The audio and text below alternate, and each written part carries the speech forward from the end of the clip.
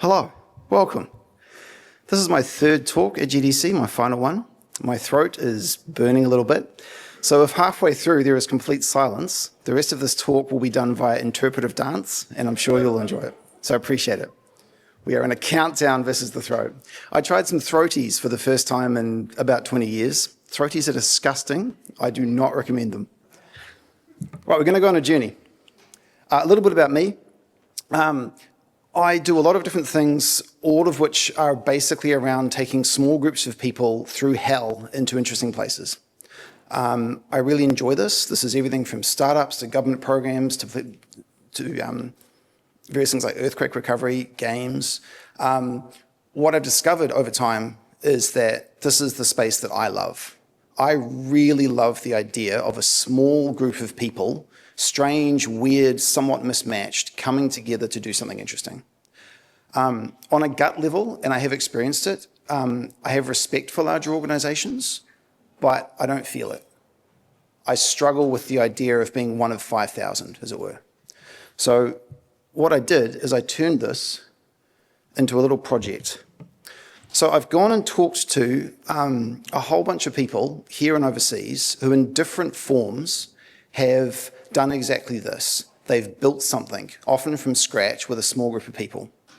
And it's been really fun. It's been a really fun set of conversations. I highly recommend, by the way, in general, if you just rock up to people and kind of ask them for advice, very often they're incredibly generous with their time and you get to really learn something and then you get to go and do this, which is really fun. So today, we're hearing a kind of blobby, wonderful mishmash of advice from, among others, multiple game studio founders from here and overseas, the person who was the original Sub-Zero in the original Mortal Kombat. Do not say I don't provide you entertainment. Who was also, by the way, an excellent documentary filmmaker and an innovation specialist. Someone who was a leader in the military special forces. I'll just give that a sec for the door. There. We're also hearing from someone who was a Kiwi who made the leap over to Australia and founded their own digital agency and did amazing things. We're hearing from an historian who had very interesting perspective. We're hearing from someone who was at Riot Games for years and did amazing things and then left Riot Games to found a bespoke publishing house that makes very high quality Dark Souls books. If you want to talk about following your passion, this is the place to go. And a bunch of people generally, some of whom won't be credited, who are inside and outside the games industry. What I would love us to do, and again, so what we're about to do, it's going to be a countdown. It's going to start at 23, so you'll know exactly where we are in the talk. Once we get down to the magical 1, I'd actually love us to do some loud clapping. And this is not just for me, although it really is for me, of course. But what I'm going to do is the final slide in this talk is just everyone's names who, basically on a board who talked. And I think they spend a lot of time giving us some pretty cool things. So I'd just love us to clap a lot once that final slide comes up. Does this work for you guys as a journey? Brilliant, I'm with you. Thank you very much. So in terms of structure, we're going to start with some foundations. We're going to talk about working with people. We're going to talk about the struggle, which is kind of the whole thing, and then some lessons. You are going to hear many voices of builders kind of woven in. Very intentionally, some of this is contradictory. If you go and talk to more than 10 people about these things, they don't all sound the same. There are convergences, really interesting ones. There are really interesting ones like if someone has led teams in the military and someone has built an advertising agency, there are some things they agree on, many things they don't. So this is intentionally not entirely consistent, which is kind of the point.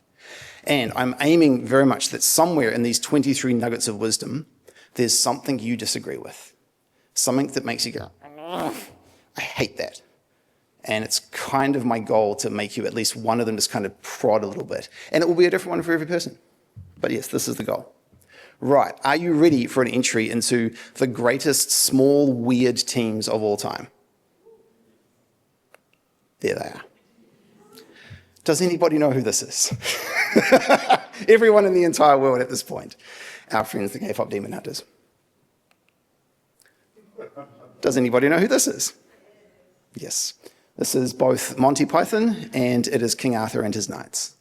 And I think we're already on this theme of in this space, we work with people who are very distinct individuals who come together for a purpose. And each one is a little bit different from the other. This is not a cookie cutter exercise. A little more obscure, potentially. Does anyone know what this is? Nice, great job. So Shackleton, in the Transantarctic expedition, led a large number of people down to the South Pole of the world. It was a complete disaster. Many horrible things happened, and he brought every single one of them back. And this is part of the crew that got left on Elephant Island while Shackleton and a few other people sailed in a tiny rowboat over the stormy South Pacific in the worst possible weather imaginable, climbed a mountain, and then got help. So this is a small, weird crew of a very different kind. If you're ever looking for just an amazing read about human resilience, any of the books about the Transantarctic expedition are very much worth your time.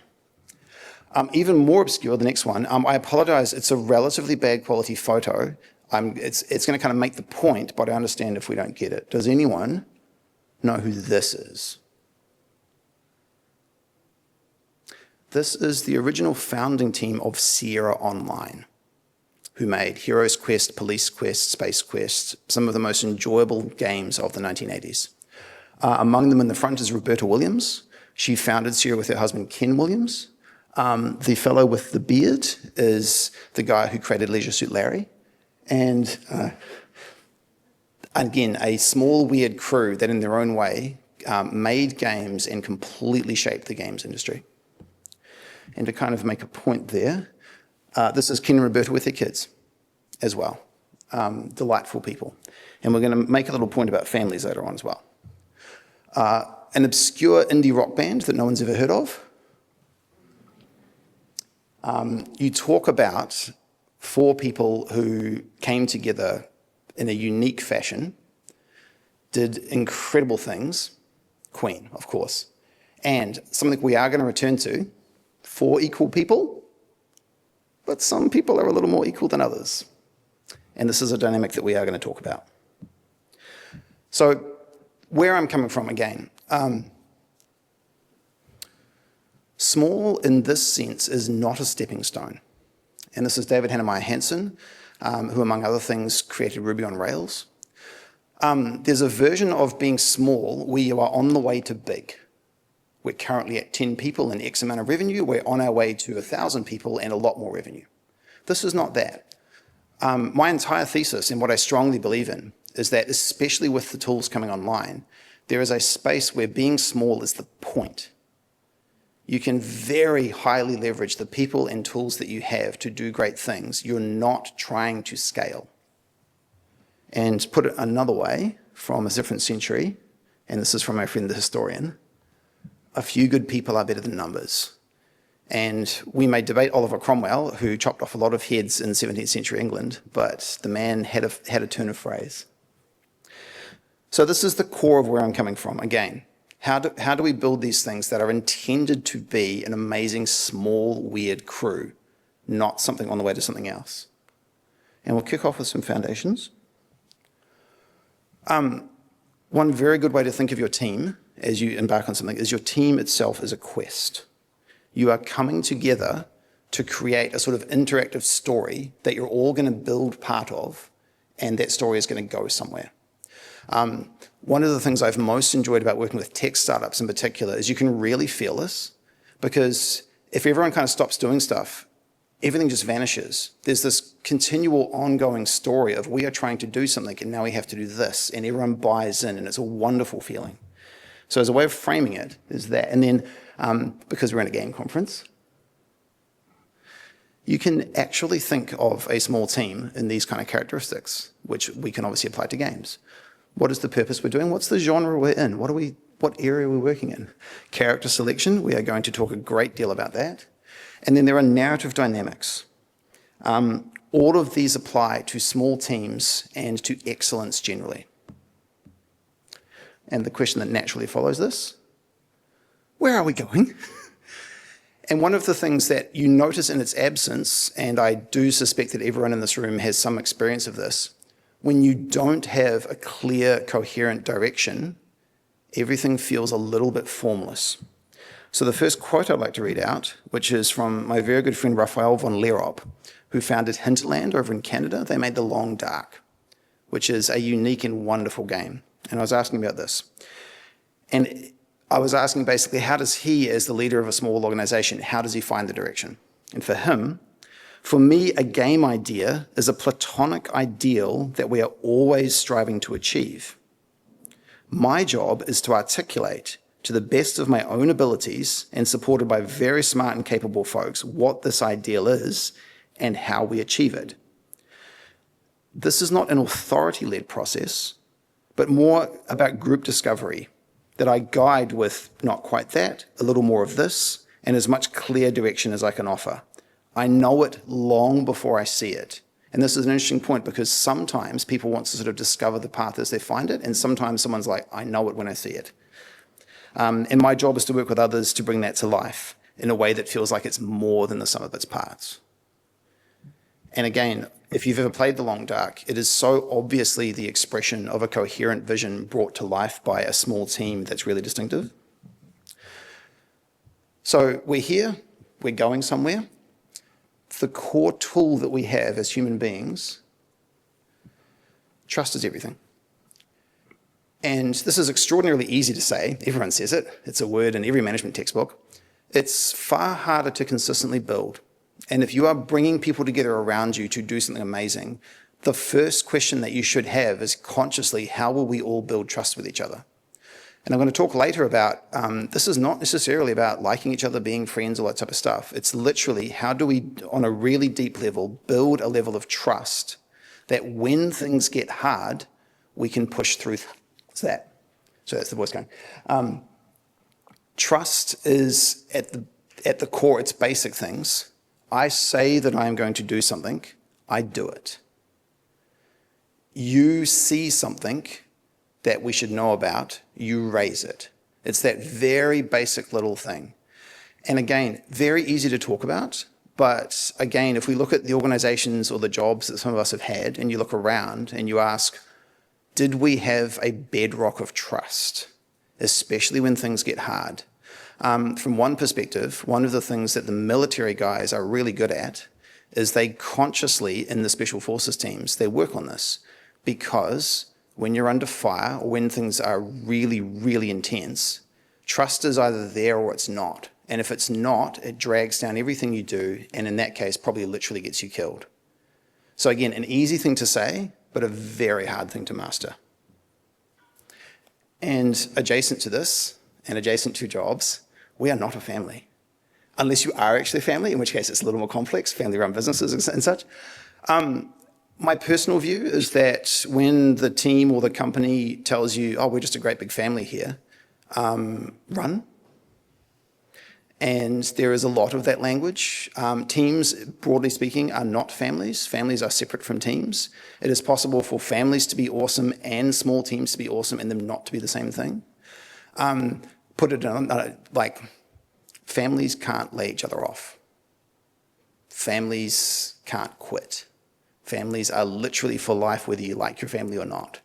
Can you genuinely say the same thing about the people you're working with? So a question and a flag, but always remember, we can build great things without having to pretend that we are a family. Right, speaking of people. By definition, what I'm talking about, and what I'm really talking about here is, to put a number on it, 3 or more, 15 being about the sweet spot, and certainly much less than 50. Once you go above 50 as an organization, there's a real sea change in just how everything feels and how everything communicates. And then somewhere above 500, you actually get more process kicking in, and in some senses, things get easier. And then there's a really awkward phase somewhere between about 100 and 300, where you're no longer small and awesome, but you're not yet large and process-driven, and you're kind of floating. So by definition, if we are bringing together a small group of people to do great things, it is curated, it is bespoke, it is Queen, it is the K-pop demon hunters, it is individuals who bring characters and personality that doesn't easily fit into a statistical machine. And we need the genuine version of that to understand it. So the LinkedIn version, where everything is smiley and everything is professional and everything is algorithmically optimized, won't work. We are dealing with human beings. In the current world, certainly in games, but honestly, doing anything interesting, neurodivergence is the norm. And by that, I'm going to mean it more colloquially. We're going to have a bunch of different brain functions all over the place. Again, we're not cookie cutters, and this is great. And you can think about these things in sort of more formal or less formal ways. There are various kind of management-y type things like the Gallup Strengths, which are more like a system for large companies.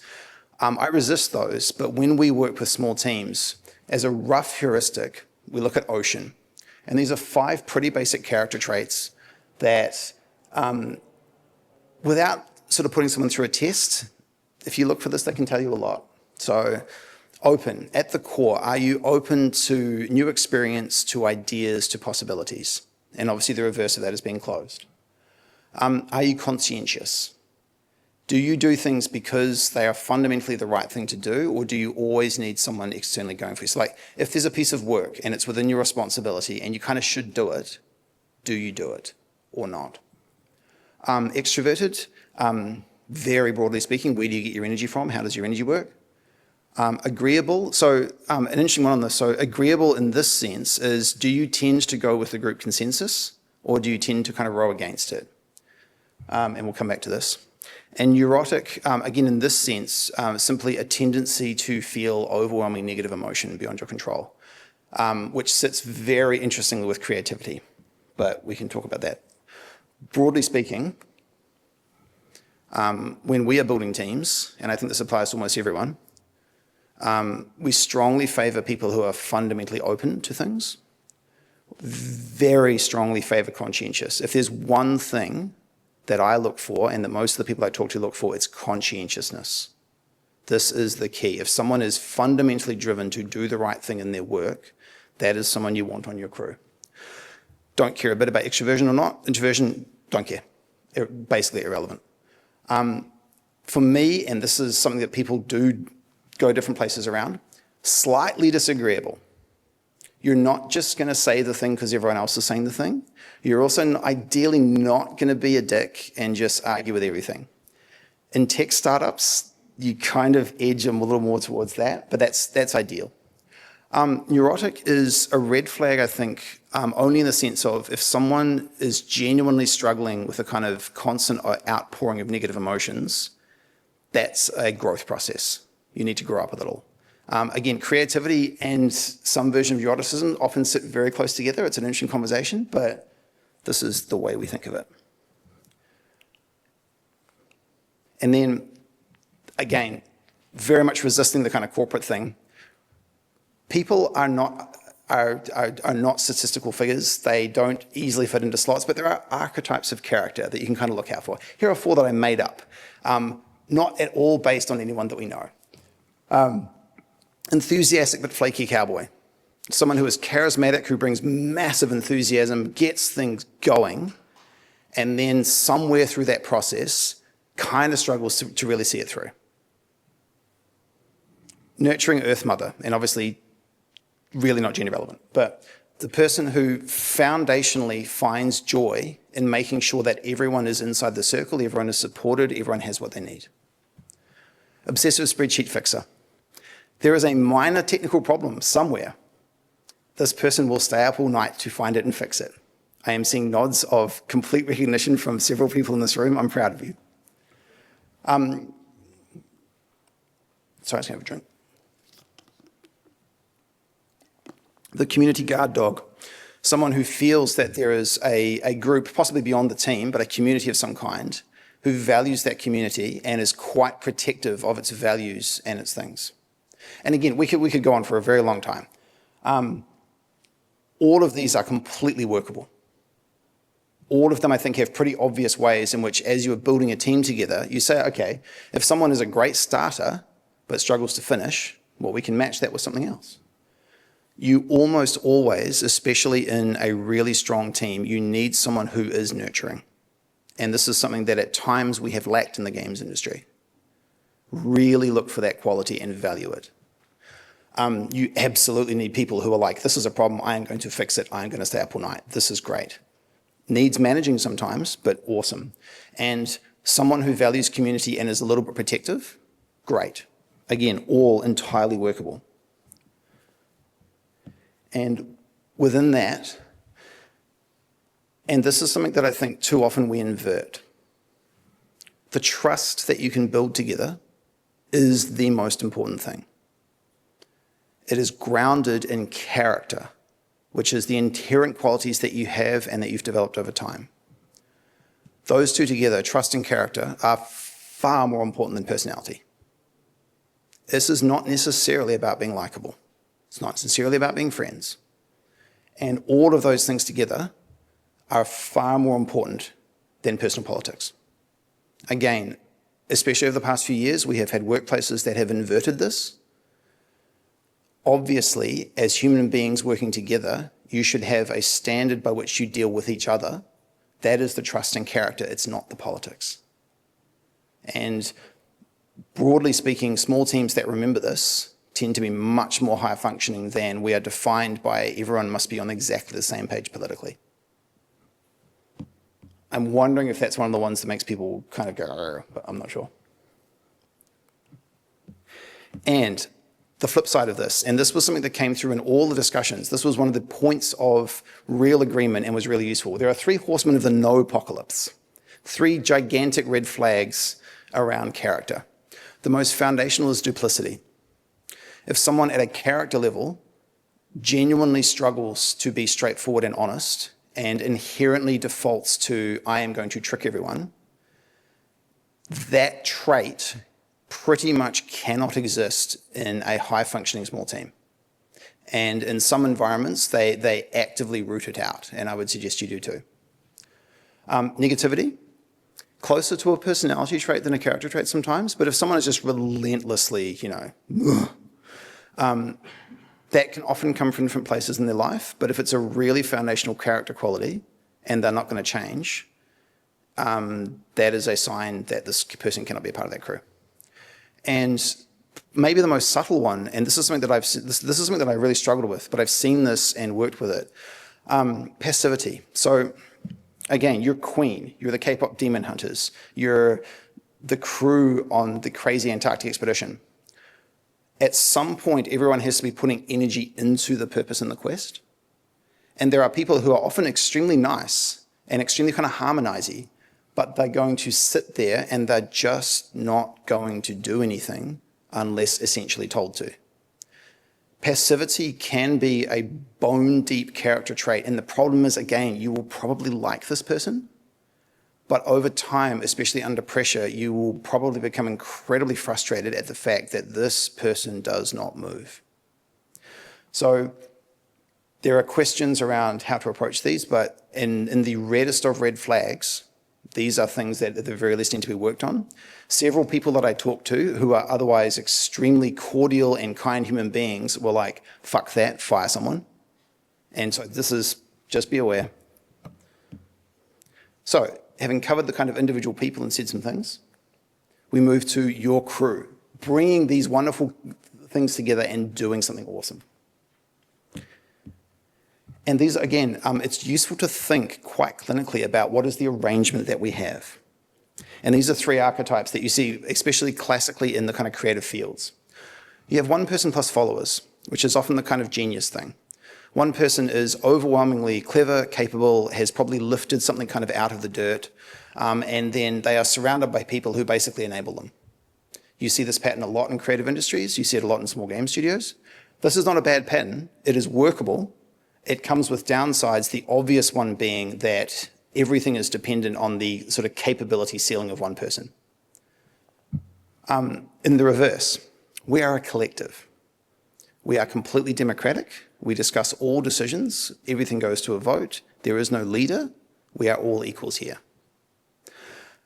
Pretty categorically, the collective doesn't work. Everybody, especially when they were young, wants to be the collective.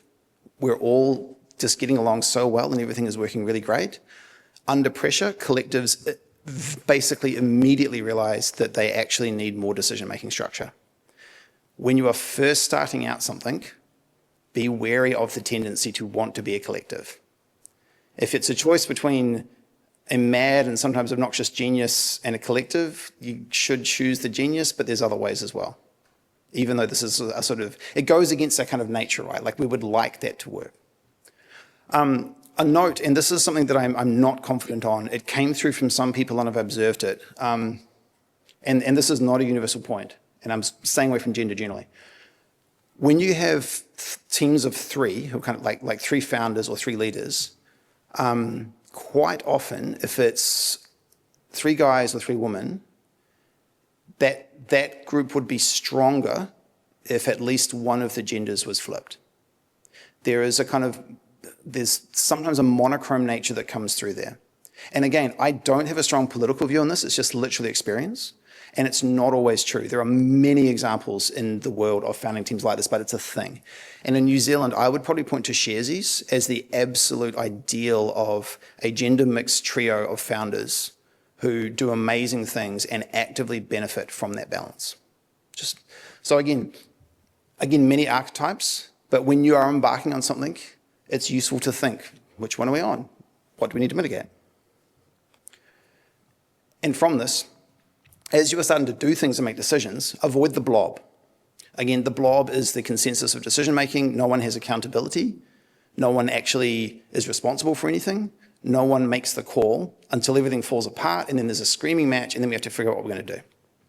What you want probably, and this varies enormously, you want some structure. You're kind of the person on the art. You're in charge of the programming. You take the lead on business decisions when there's no clear consensus. Doesn't have to be super rigid, but if you're in blobby territory and you're like, why do we have all these 3-hour discussions and no decisions get made? Possibly a symptom. So we have taken our wonderful crew of unique people, we've joined them together in some kind of arrangement, and now we're straight into the struggle, which is the whole bit. So again, this is one of the points where the people that I talked with, a lot of the viewpoints converged. Tension is useful. Again, in New Zealand, especially, we are all so nice.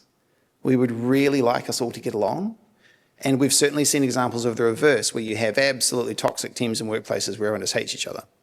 But some level of kind of core dissonance, disagreement, tension is incredibly useful. And you almost always see that in lasting, useful crews. We can take examples from music. The classic thing in music is the kind of two front people who kind of disagree on everything but make great music together. You see this all the time in business. So tension is useful, which often translates to, in New Zealand, we actually do have difficult conversations. We have disagreements. We sit with that. And that is something that we can struggle with here. At the exact same time, bullying is not useful. Again, a trouble we have. One of the things that we have in New Zealand is that we're too nice, therefore bullies get way too much room to play. This is a huge, I have worked with teams around the world, and I can tell you, New Zealand has one of the worst bullying problems of all, and it's a direct consequence of our sort of slightly British too nice culture.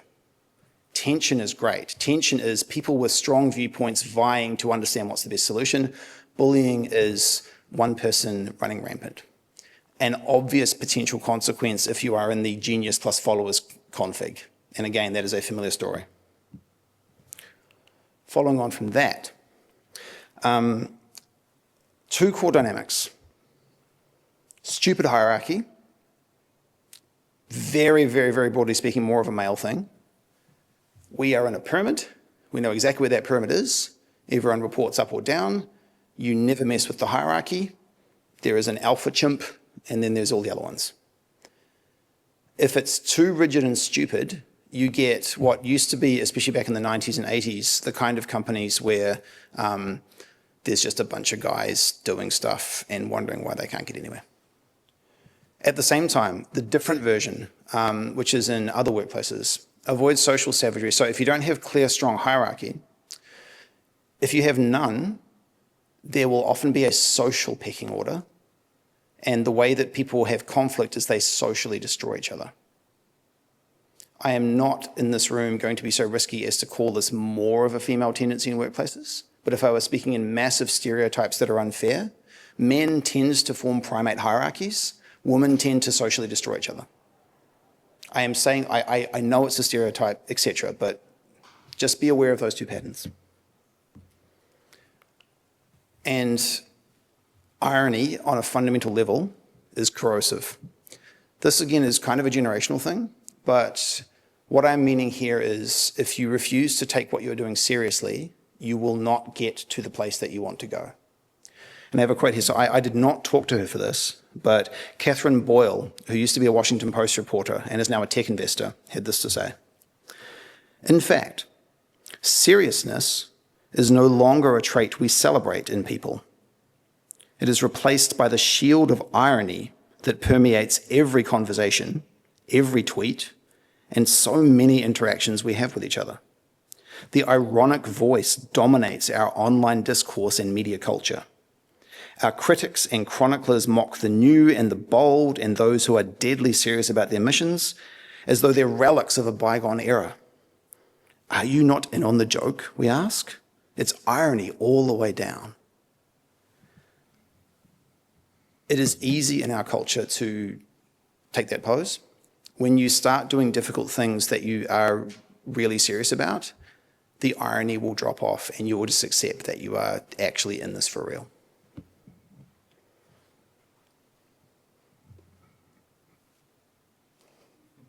Just having a moment, thank you. And as you can see, we are heading rapidly towards the sharp end of our countdown. Thank you so much so far. This came from the person I talked to in the military, and this was one of the most interesting things in the ways of thinking about it. If you're in a military team, and say you are in something like the Special Forces, you have your active specialists. These are the people who go out and do the thing at very high intensity for short periods of time, 3 or 4 days. That group of people needs a lot of people around them to support and enable them in every possible way. And that ratio can be as high as 20-1. For every person who's doing the thing, you can have up to 20 people who are supporting that person to do the thing. It can help as well if you think about something like a pro sports team. Similar ratios sometimes. How many people are on the court versus how many people are supporting everything that they do? And what I took from that conversation, which was really useful, was the support ratios are about resilience.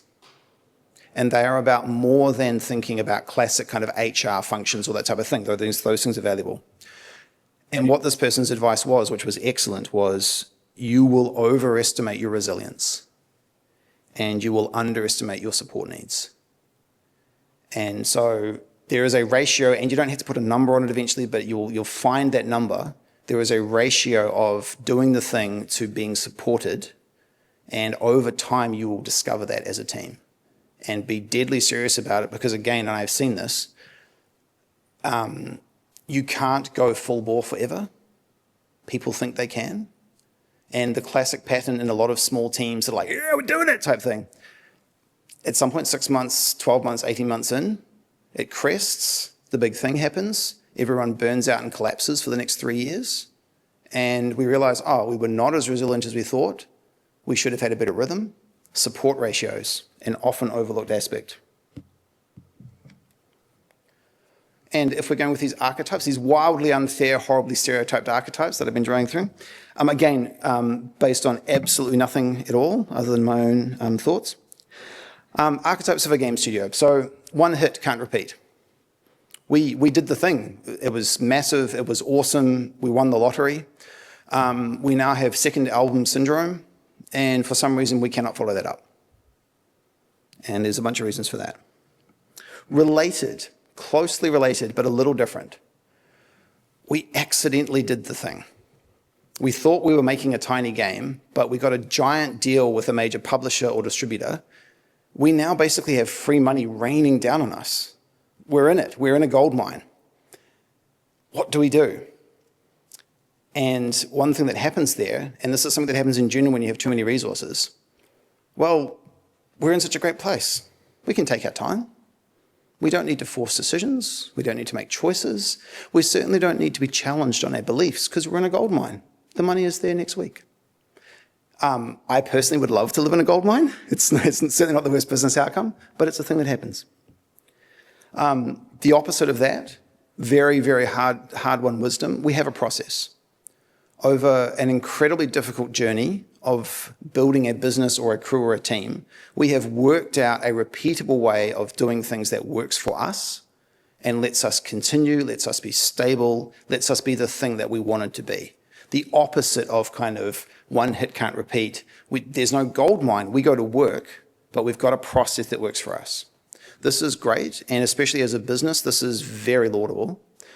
The downside, and this is an interesting dynamic, you're very unlikely to make something great. And this is so challenging because, man, everyone would love to be able to repeatedly make something great.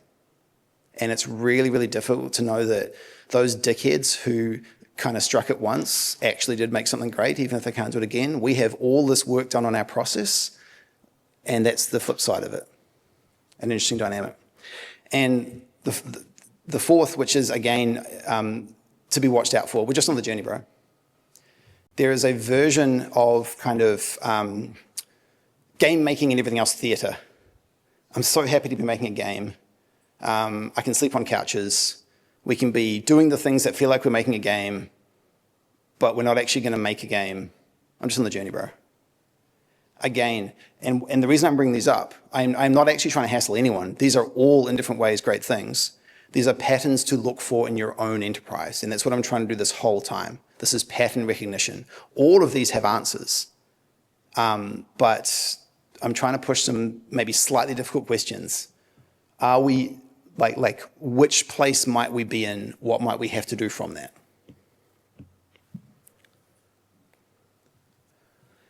And back to basics. Once you're up and running, once you have your people brought together, once you're doing the thing, ultimately you are in a rhythm of you're going to make decisions, do the thing, make decisions, do the thing. If you are not making decisions and everyone is not clear what the decision was, watch out for that. There are two aspects to this. One is my default, because I'm impatient, would generally be to make decisions on as fast a clip as you can without going off the rails. Generally, that goes pretty well. However, a contrasting view, which I gained from Raphael von Lierop, who knows a lot more than me, he said, yes, do that for the normal stuff, but really big decisions, try and delay them as long as you can until you have to make those decisions. And that was an interesting thought, and that's different from my advice, but an interesting thing of most things kind of clip along. Sometimes put the big decision off until you've got everything you need, which is really cool. The decisions will ultimately embody your quest, your ambition, your narrative, your character. Decisions are the rope ladder of what you're building. And from this, and we are now on the final straight, we are getting close to the final slide with all the clapping. Thank you very much for being with me. So, this was so nearly a different title, but I went with this one. Freddie Mercury's Barbells. It's really great being Queen, especially Queen at their height. You can play Wembley Arena, and you can be big. It's also really cool being a punk band that plays the local clubs. Those are two places where you can actually function really, really well. Quite often, surprisingly, there's the barbell theory where the middle can actually be challenging, and this is part of the thesis today. Medium-sized teams can struggle because there's a temptation to average, and there's a temptation to follow other people's advice, which is ironic given this talk. And what we are talking about here, even despite the fact that I've just tried to give you 23 lessons, it's ingredients, not formula. You can't copy-paste another team's success. And this is where a lot of leadership and management advice just runs into a brick wall, because people look at the thing that happened and they go, I can extract the formula from that, you should do this. It's about the specific people, the specific problem. Queen. No one in their right mind goes, I want to do something in music, I am therefore going to copy Queen. They were four weirdos at an exact time and place with exactly that awesome combo of skills and passions. If you're going to do these things, whatever they are, these ambitious things, you have to find your magic, while listening to experienced and wise people, don't take it as formula. And this was put more aggressively by someone that I talked to. Most advice is wrong for your situation. Trust your instincts, stay close to your people, make things that matter, which is pretty good advice. Links to this, know your event horizon. And this is about ambition. And it goes right back to what we're talking about. If you understand the scope of what you're trying to do, and you have a size that you want to stay at, for me it would be 15 people, be aware of what will happen if you go too far beyond that. It's a real trap. Success is a trap because you're at 15 people and it's like, oh man, we have the money to hire 20 more. Nothing will change. It changes. Be aware of yourself circling the black hole. And the joy of it, the joy of these teams and why we do it, fight your way out of corners. Being under pressure is not actually the problem if you're doing these things well. It's a joy. It's an absolute crazy roller coaster of fun in a way. You can fight your way out of corners. You're 5 people locked in. You don't need to be 500 people. You can do this. And it's incredibly rewarding when you do. Same thing, and this is a thing for the game industry right now. Make the iron hot by striking. It is actually never the right time to do something really interesting and bold. It's always, the reasonable response is always, well, you should wait. Right now is the worst time in years to start a game company, except that some people are starting a game company.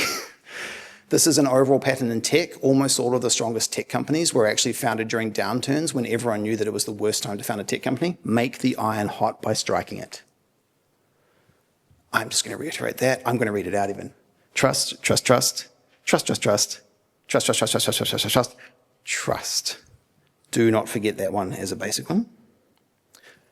And this is our number one. This came from Jason Killingsworth, who was the person I mentioned who left Riot Games to found a wonderful publishing house called Tune in Fairweather. And this is about the choice of what we do with our crew. Build heavy things. Make heavy things. Cultural productions that will be left on the beach when all the ephemeral content has been washed out by the tide. It's got a great turn of phrase. He's Irish. In a world of lightweight, disposable content, there's massive competitive advantage in building things that last. Heavy things are harder to make. They require obsessed teams. They create natural moats. The tools are better than ever. The barriers are lower, but most people still choose easy over meaningful. Heavy doesn't mean complicated, it means built to matter and built to last. And if I can repeat that just a little, do things that are worthwhile. Now, thank you very much. The show is nearly over, Wembley has been done. And if you don't mind, at this point, I would love us to applaud the amazing people who helped out. They are Sam Dungy. Thank you. Joe Fitzgerald. Jason Killingsworth, Raphael von Lerop, Paul Moon, Emma Proctor, Mike Shatford, Carolyn Stebbing, Josh Suey, Jevon Wright, and many more. Thank you very much, guys. I've appreciated your time today. If you would like to sign up for a fascinating Discord about a game, Tiny Haunted Bookshop, I'm told that the link doesn't work on Taikina's Wi-Fi, but we'd love to see you. Thank you, guys.